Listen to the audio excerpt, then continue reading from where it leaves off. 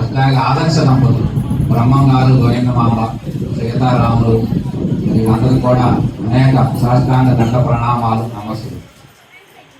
మరి ఈరోజు నవరాత్రి వైభవం, అమ్మవారి యొక్క వైభవం ఎక్కడ చూసినా కూడా చాలా కన్నుల పండగగా మన రాష్ట్రం, దేశం, యావత్ ప్రపంచం అంతా కూడా ఎంతో కన్నుల పండగ.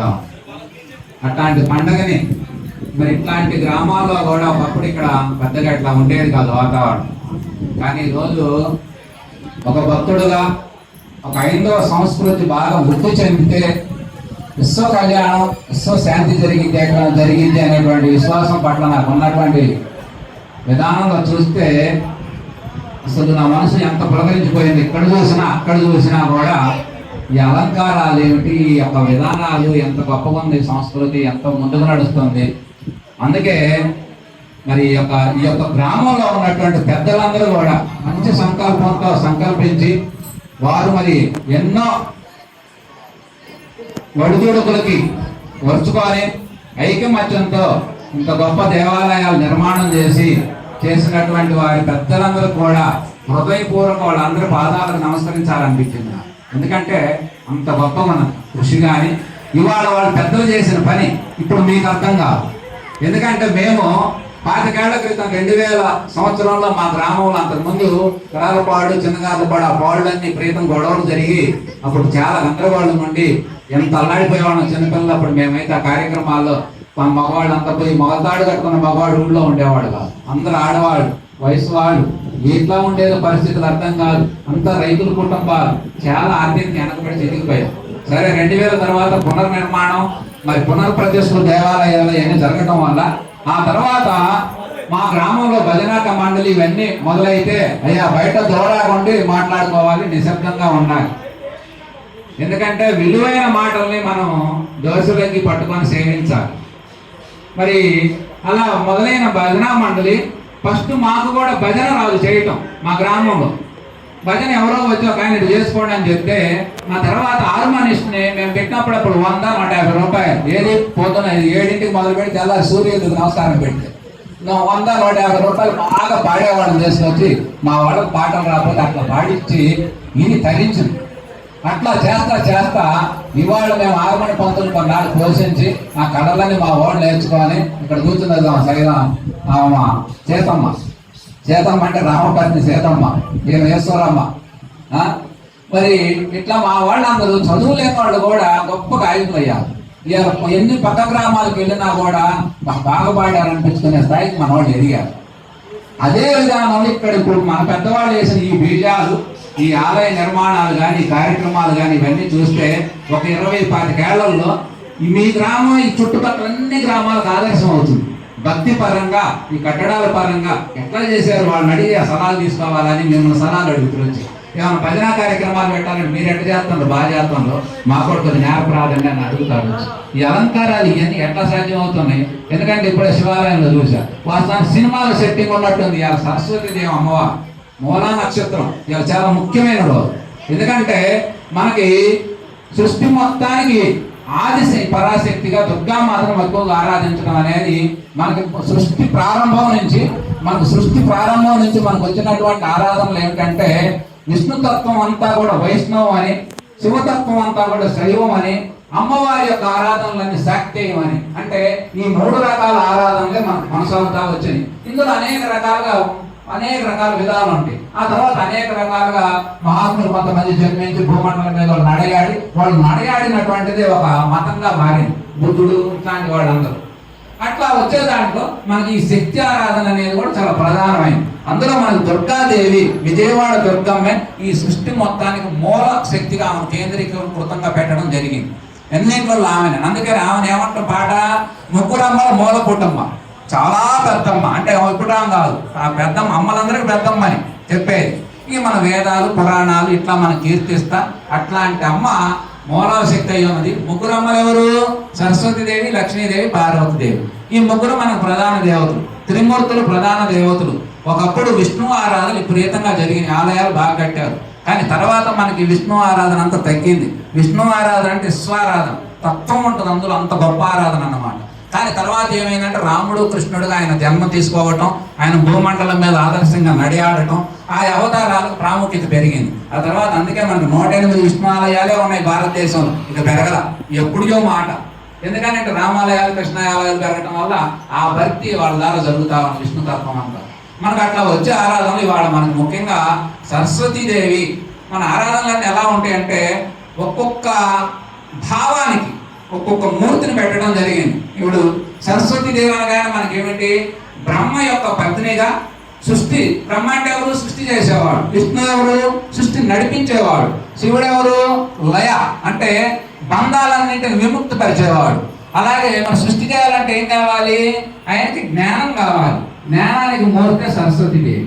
సరస్వతీదేవి అందుకే మనం సరస్వతీదేవి అంటే విద్యలన్నింటికి ఆమె మూల కేంద్రం. మనకి విద్యల్లో 2 రకాలు ఉన్నాయి, ఒకటి అపర విద్య, 2 పర విద్య. ఇప్పుడు మన పిల్లలందరూ చదువుకునేది అపర విద్య, అంటే లోకంలో ఉద్యోగాలు సద్యోగాలు మంచి చెడు ఇవన్నీ తెలుసుకున్నాయని ఇవి.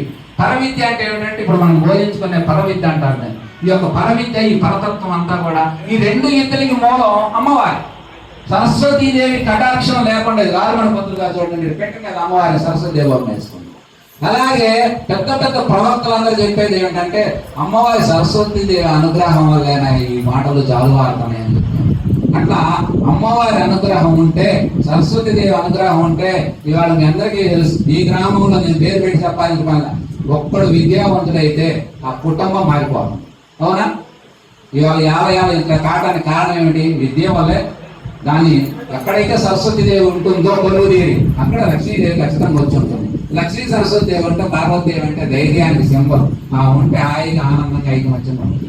ఇట్లా మనకు ఒక్కొక్క ఆరాధనకి ఒక్కొక్క అమ్మవారిని పెట్టి, ఒక్కొక్క అయ్యవారిని పెట్టి, ఇట్లా ఏకత్వంలో భిన్నత్వం, భిన్నత్వం ఏకత్వంగా భారతీయ తత్వం అనేది అంత ప్రకృతి ఆరాధన అంత గొప్పగా ఉంటుంది మన ఆరాధన అంతా కూడా. అట్లాంటి ఆరాధనని మళ్ళీ ఈ ప్రాంతానికి ఒక సింబల్గా ఈ గ్రామం నిలవడం అనేది ఎంత గొప్పగా ఉందో చూస్తూ ఉంటాయి. అట్లాంటి ఆరాధన ఇంకా భవిష్యత్తులో బాగా ముందుకు తీసుకుపోయి ఈ విధానంలో చేసుకోవాలి.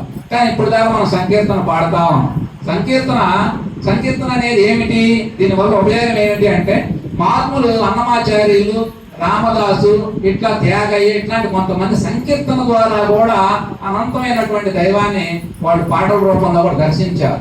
కానీ నిర్మలమైనటువంటి మనసుతో, వికసించేటువంటి మనసుతో, బుద్ధి వికసించే కొంది దైవానికి చేరువై మొత్తం కూడా ఆయన పాదాలకు సమర్పించి అన్నమే సినిమా ఇవన్నీ మీరు చూసేమంటారు. అట్లా ఎదిగి మనసు ముఖ్యంగా ఏమిటంటే సంకీర్తన వల్ల మనసు అంతా మెత్తపడుతుంది, హాయిగా ఉంటుంది, స్వేచ్ఛగా ఉంటుంది. ఏం చేసినా అంతా కూడా బ్రహ్మం గారి యొక్క పాద పద్మాలకు సమర్పించి అంతా నీవు తప్ప ఏమున్నది అని చెప్పి, ఇక్కడ ఉంటే బ్రహ్మం గారు అంటాం, అక్కడ ఉంటే శివుడు అంటాం, ఒక చోట ఉంటే రావుడు అంటాం. ఏదైనా మొత్తం మీద ఉన్నది ఒకటే. అవన్నీ కూడా మనకు ఆదర్శంగా నిలిచింది. అట్లా మనం సంకీర్తన చేసేటువంటి విధానం చేస్తామంటే మనసు మెత్తబడి. కానీ ఎంత మెత్తబడ్డా, ఇప్పుడు మన ఎండాకాలం ఉంది, వ్యవసాయం చేసాం, రైతులు ఎండాకాలం దుక్కులు బతిరేయించాం, తర్వాత గొర్రెలు దోలాం, గుంటకలు దోలాం, 10 సార్లు దోలాం. కానీ ఎన్నిసార్లు దోలిన తర్వాత వర్షం పడింది. వర్షం పడిన తర్వాత ఏం చేయాలి, మళ్ళీ వ్యవసాయం చేసుకోండి, కూర్చోం, విత్తనాలు వేయాలి. విత్తనం వేస్తే ఏమవుద్ది, అది మొలకెత్తింది, దానికి మళ్ళీ మందు కొట్టాలి, దానికి మళ్ళీ కలుగు తీయాలి. ఈ రకంగా రకరకాల పెట్టుబడులు ఉన్నాయి. దాన్ని చేస్తే ఏమవుద్ది, మంచి ఫలితాలు ఇస్తుంది మనకి. అట్లాగే భక్తి వల్ల పడ్డ తర్వాత ఈ భక్తికి ఇప్పుడు మనం అందించే జ్ఞానం అంటే ఈ యొక్క విచక్షణ జ్ఞానం మీ అందరికి అర్థమై అందుకుంటే, భక్తి నుంచి జ్ఞానం వైపు ప్రయాణం వస్తే, జ్ఞానం అనే మొక్క వృద్ధి చెందుతా ఉంటే, ఆ వృద్ధి చెందిన మొక్క ఏదో ఒక రోజు మనకు మంచి ఫలాన్ని ఇస్తుంది. మన కుటుంబాల్లో హాయిగా శాంతిని, సౌఖ్యాలని అన్నింటిని మనకు అందిస్తుంది. అట్లా మనకి అంచెలంచెలుగా వృద్ధి చెందాలి. మానవుడు అంటే మానవుడుగా అసలు మహాత్ములు కొంతమంది చెప్పి మానవుడుగా కూడా బతకట్లేదు, పశువు కంటే ఏనంగా బ్రతుకుతున్నాడు, అంత జీవహింస విధానంలో తనను తాను హింసించుకుంటున్నాడు, లోపల అందరి చేత హింసింపబడుతున్నాడు, అందరూ హింస పెడుతున్నాడు. అట్లా కాకుండా అతను శాంతి వైపు ప్రయాణం చేయాలంటే మానవుడుగా ఎదగాలి, మానవుడి నుంచి మహాత్ముడిగా ఎదగాలి, మహాత్ముడి నుంచి పరమాత్మ స్థానాన్ని అలంకరించాలి. ఎన్ని స్థాయిలు ఉన్నాయో చూడండి. భక్తిలో తామసికం, రాజసికం, సాత్వికం, శుద్ధ సాత్వికం. మనం అందరం కూడా రాజసిక భక్తిలోనే అంటే పోటీతత్వంతోనే నడుస్తూ ఉన్నది. కానీ భక్తి సత్వగుణ భక్తికి రావట్లేదు. మన భగవద్గీత స్పష్టం చెబుతాం, సత్వగుణ భక్తిని మీరు అందరూ సాత్విక భక్తిని అలవాటు చేసుకోవాలి అని. ఇట్లా మనకు అనేక రకమైనటువంటి సాధనలు ఉన్నాయి. ఇవన్నీ చేసుకుంటా కార్యక్రమాలన్నీ చక్కగా చేసుకుంటూ పోతా ఉంటే హాయిగా మానవ జన్మ యొక్క సార్థకత చెందుతుందని చెప్పి మహాత్ములు బ్రహ్మంగారు అంటాడు మనకు చక్కగా ఎట్లా కుటుంబ వ్యవస్థ ఎట్లా జీవించాలో ఒక రకంగా ఆదర్శంలో రాముడు తర్వాత బ్రహ్మంగారు, జ్ఞానంలో కూడా కృష్ణుడి తర్వాత బ్రహ్మంగారు. ఎందుకంటే రెండింటిని మిళితం చేసి అంత గొప్పగా ఆదర్శంగా జీవించినటువంటి వాడు బ్రహ్మంగారు. అట్లా మరి యొక్క బ్రహ్మంగారి యొక్క ఆలయం మనం బాగా పట్టుకున్నాం కాబట్టి ఇట్లా కార్యక్రమాలు ఏమైనా చేసుకోవడం ఇదో చాలా గొప్పగా నేను పేర్లు పెట్టి చదివితే ఎందుకంటే వాళ్ళేనా లేవంటారు కాబట్టి పేరుతో చదివించలేను కానీ అట్లా ఐకమత్యంతో చేసే విధానం చక్కగా సాగుతా ఉంది. భవిష్యత్తు ఇట్లా ఇంకా ముందుకు కొనసాగాలి. ఇట్లా అమ్మవారి ఆరాధనలనే అంత గొప్పగా మనం ఈ రోజు అమ్మవారి ఆరాధనలు ఇట్లా చేసుకున్నాం. ఇట్లా మరి 9 రోజులు, ఈ సంవత్సరం 11 రోజులు వచ్చింది. అయినా ఎక్కడ పెట్టినా మనలోనే కాదు ఎక్కడ అన్ని చోట్ల గ్రామాల్లో అమ్మవారి ఆరాధనలు చాలా గొప్పగా చేస్తా ఉన్నాం. అయితే అందులో కొన్ని లోపాలు ఏమిటాయి అంటే ఏ పాటలు పాడాలో తెలియట్లేదు. సినిమా పాటలు తీసుకొచ్చి ఇందులో పాడటం, రకరకాల డాన్సులు, రకరకాల పాటలు ఇవన్నీ వేస్తా ఉంటే ఏమవుతుందంటే మనం మంచి చేస్తూనే ఉంటాం కానీ ఫలితాలు మనకి రాంగ్ వస్తాయి. ఇదేంటయ్యా మేము పొద్దు గోగులు మేము ఇట్లా చేస్తే ఎందుకు అట్లా అయింది అనుకుంటాం కానీ మనం చేసే ఫలితాలు ఏంటంటే సృష్టి నియమం ఏమిటంటే నువ్వేం చేస్తావు అది ఇస్తుంది. నీ ఉద్దేశం ఏమిటో నీ ఉద్దేశానికి తగ్గట్టుగానే జరిగింది. నీ ఉద్దేశం అనేది చాలా ప్రధానం. ఇప్పుడు అలా తెలియకపోవడం వల్ల రాజకీయపరమైన పాటలు వచ్చి ఇందులో జరబడుతున్నాయి, సినిమా స్టైల్ పాటలు వచ్చి జరబడుతున్నాయి. తెలిసి తెలియక ఐటమ్ సాంగ్లు, వినాయకుడికి ఆంజనేయ స్వామికి ఐటమ్ సాంగ్లు, అమ్మవారి దగ్గర ఐటమ్ సాంగ్స్, ఇట్లాంటివన్నీ ఏంటంటే ఎందుకు ఇట్లా చేస్తున్నారు? ఇప్పుడు అన్నమయ్య కీర్తనలు ఉన్నాయి చక్కగా కొంతమంది చూస్తుంటామా ఎంత బాగుంటున్నాయో అన్నమయ్య. ఇప్పుడు మన కోలాటంలో పెట్టుకొని అన్నమయ్య కీర్తనలు, త్యాగరాజు కీర్తనలు ఇట్లాంటివి పెట్టుకొని చాలా బాగుంటుంది. కానీ కొన్ని ఐటమ్ సాంగ్ పెట్టుకొని అయితే అంటే మనకు ధర్మం ప్రధానమైంది. నువ్వు ఐటమ్ తప్పు అంటల్లా, నువ్వేం చేసినా తప్పు లేదు, నువ్వు 100 మందిని చెప్పినా తప్పు లేదు, కానీ ధర్మం అనేది మనకు చాలా ప్రధానమైంది. ధర్మం ప్రకారం నువ్వు దేవుడు పాటల్ని దేవుడిలాగే, దేవుని ఆరాధన దేవుడిలాగే రోజు నాకు ఇక్కడ జరిగే కార్యక్రమాలను నా సెల్లులో కూడా అవుతుంది. ఎంత బాగుంటుంది, ఎంత క్రమశిక్షణగా ఉంటుంది, ఎంత నిశ్శబ్దంగా ఉంటుంది, ఎంత అలంకార ప్రాయంగా ఉంటుంది, ఎంత హాయిగా ఉంటుంది. ఆ వాతావరణం అట్లా కంటిన్యూషన్ గా పెద్దవాళ్ళ ద్వారా అట్లా నడవాలి మనం. అట్లా కాకుండా ఇక్కడికి ఎట్లా ఉండదు పక్క చాలా గ్రామాల్లో తెలిసి తెలియని పిల్లలందరూ పెత్తనాలు చేసి కార్యక్రమాలని కలగబోలం 5 రోజులు అయిపోతాయి. అట్లయితే మనకి ఏమవుతుంది అంటే ఫలితాలు తేడా వస్తాయి. ఫలితాలు తేడా వచ్చిన తర్వాత రేపు పొద్దున మనం ఏమనుకుంటాం, ఏంది మేము ఎంత కష్టపడి పని చేస్తున్నాం, అమ్మవారి దగ్గర 10 రోజులు ఎంత చేసినామో మాకు ఏమేమి కోరిక జరగలేదు, ఫలితం రాలేదంటే నువ్వు చేసేది ఏం పని చేస్తున్నావు? అందుకని మహాత్ములు చెప్పే మాట ఏంటంటే మన భగవద్గీత అయిన మహాత్ములైనా మయ్యా నువ్వు చేసే సమం చేయి, సమం చేస్తే సరైన ఫలితాలు. అసలు నీకు ఏం ఫలితం కావాలో ముందు ఎంపిక చేసుకో, కానీ తగ్గట్టు పని చెయ్యి. ఎందుకంటే ప్రతి పనికి ఒక ఫలితం ఉన్నదని తెలుసుకో. ఇట్లా తెలుసుకొని మనం చేసామనుకోండి హాయిగా ఉంటుంది.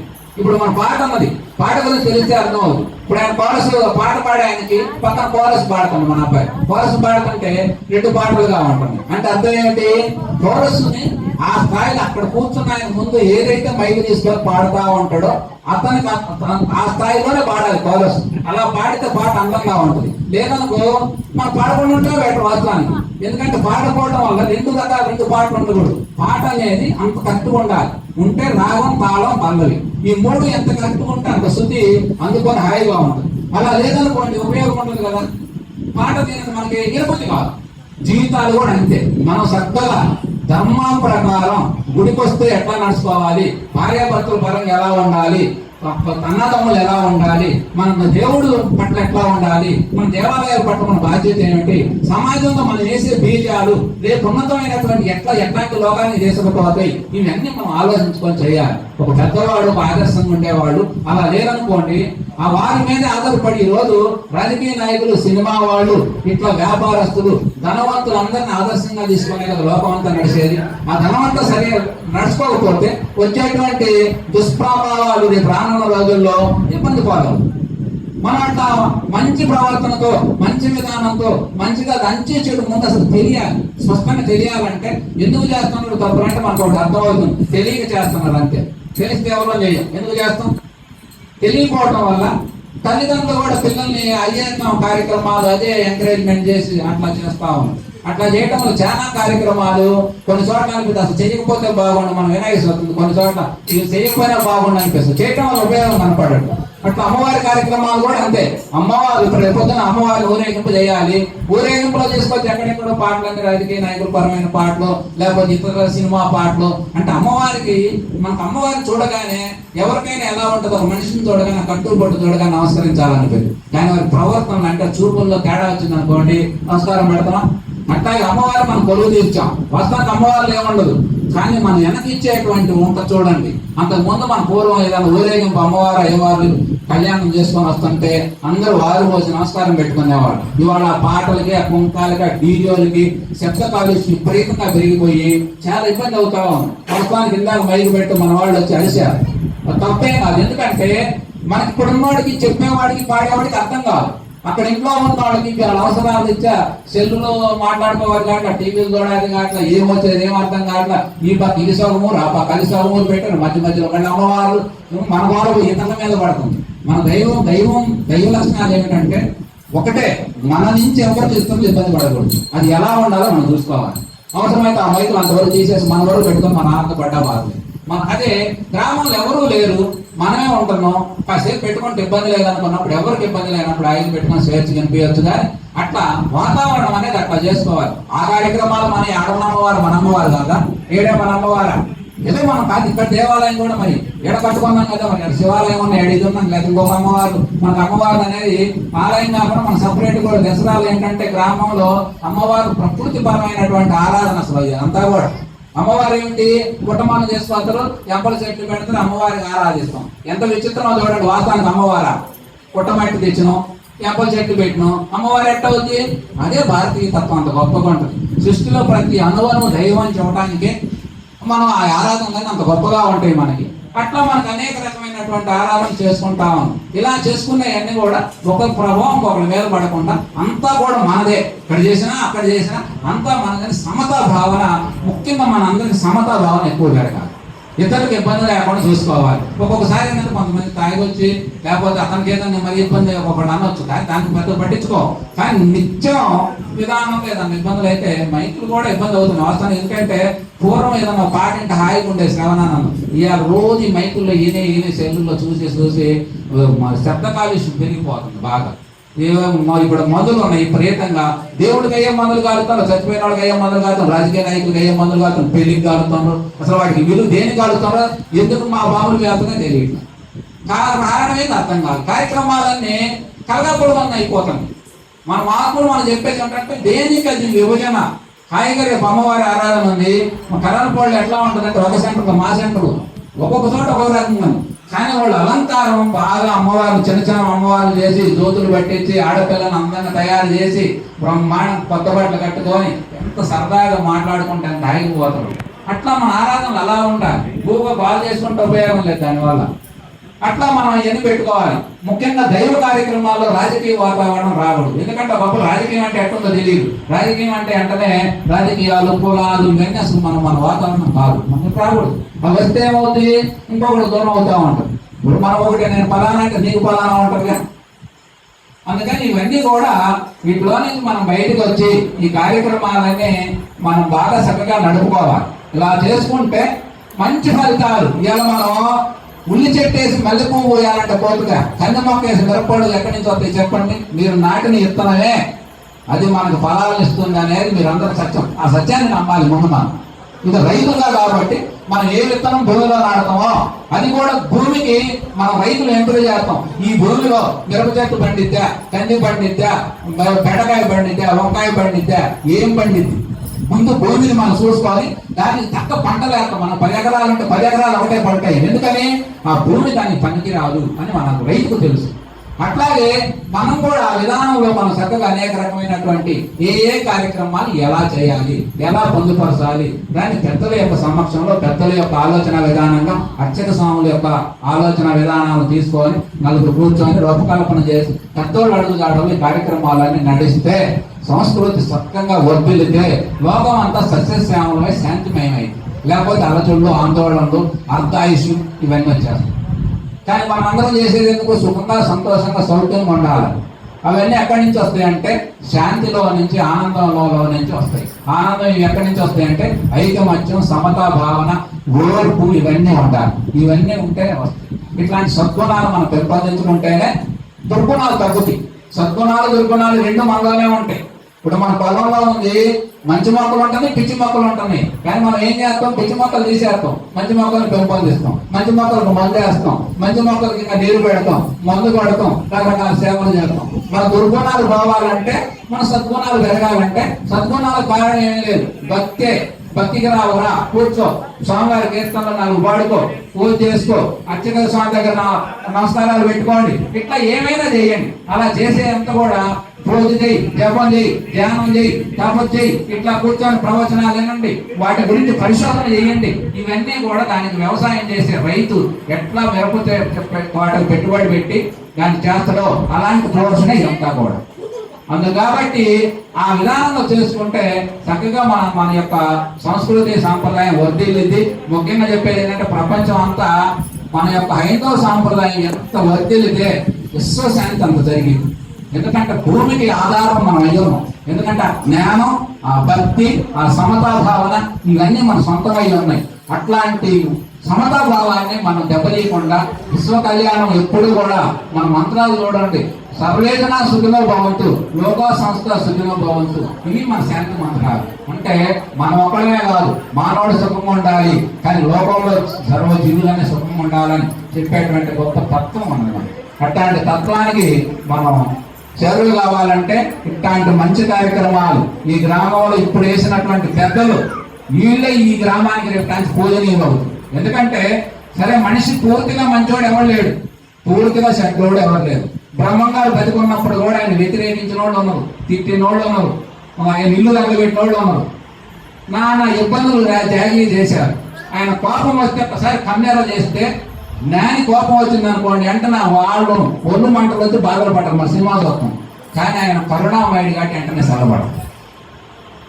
కానీ అలాగే మనం కూడా పొగుడుకోవాలి. కాబట్టి సందర్భం వచ్చినప్పుడు ఈ గ్రామంలో మీరు పెద్దలు చేసిన కృషి, ఇప్పుడు నాటినటువంటి విత్తనాలు, ఇవి ఇంకొక 20-25 సంవత్సరాలు మంచి సంస్కృతికి గొప్ప భక్తులు తయారవుతారు, జ్ఞానులు తయారవుతారు, గొప్ప సంఘ సంస్కర్తలు తయారవుతారు. ఈ ఏరియా మొత్తానికి కూడా ఒక కేంద్రం అవుతుందని వాళ్ళు చూస్తే మనసు నాకు అంత పులకరించినట్టుగా అనిపించేంత బాగుంది. అందుకని పేరు చెప్పాల్సిన పని లేదు. ఆ విధానంలో మన సంస్కృతి సాంప్రదాయాలు కొనసాగాలని, ఇంకా బాగా గ్రామం వర్ధిల్లాలని, ఇంకా దేవాలయాలు బాగుండాలని, అంత ఐకమత్యం సమతా భావన పెరగాలి.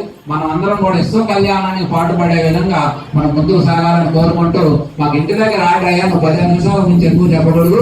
ఇవాళ మన ఆర్మన్ డెవలప్ ఎన్ని పెట్టుకొని అమ్మవారి కార్యక్రమం అంటే వాస్తవానికి అమ్మవారికి ఎక్కువ సంకీర్తనే చేయాలి, అమ్మవారిని స్తుతించే పాటలు ఎక్కువగా పాడాలి.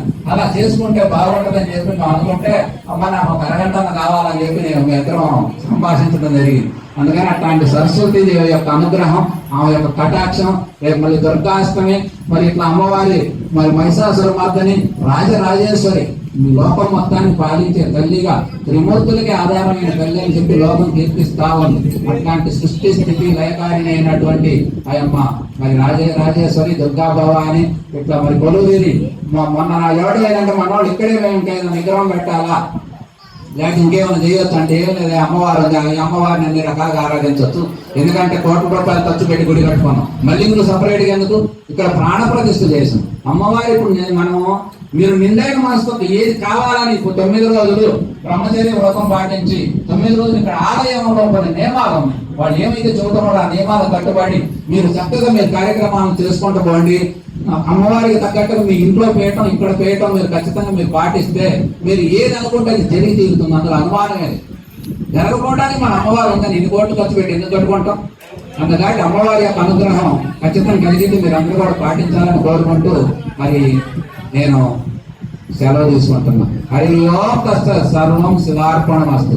మరి ఈ అవకాశం కల్పించినటువంటి ముఖ్యంగా మా మట్టయ్య గారు, హేమంత్ రెడ్డి, వెంకటేశ్వర్లు, లక్ష్మారెడ్డి ఆడాళ్ళు ఉన్నారు మన వాళ్ళందరూ.